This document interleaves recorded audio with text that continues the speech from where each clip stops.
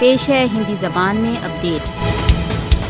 अन्यायपूर्ण कार्रवाई। भारतीय शासन ने अब तक दर्जनों मुसलमान कश्मीरी कर्मचारियों को रोजगार से निकाल दिया है। मोदी ने मनगढ़ंत अभियोगों पर 47 और कश्मीरी कर्मचारियों को उनके रोजगार से निकालने की तैयारी कर ली है। भारतीय जनता पार्टी सरकार मुसलमान कर्मचारियों को मात्र केवल भारत विरोधी कार्रवाइयों में सम्मिलित होने के आरोपों पर नौकरियों से निकाल रही है। सरकारी कर्मचारियों के इस समय चल रहे स्वतंत्रता आंदोलन के समर्थकों के रूप में देखा जाता है। कश्मीरी मुस्लिम कर्मचारियों को बिना किसी पड़ताल तथा जांच के रोजगार से निकाल दिया जाता है। कश्मीरी मुसलमानों को नौकरियों से निकालने का लक्ष्य उनके स्थान पर भारतीय नागरिकों को रखना है। यह कार्रवाइयां सरकारी नौकरियों से कश्मीरी मुसलमानों को निकालने का एक भाग है। भारतीय सरकार की पदच्युति की कार्रवाइयों का लक्ष्य कश्मीर की जनसंख्यात्मक स्थिति को बदलना है। कश्मीरी मुसलमानों पर स्वतंत्रता समर्थक दलों से संबद्ध होने का झूठा आरोप लगाया जाता है।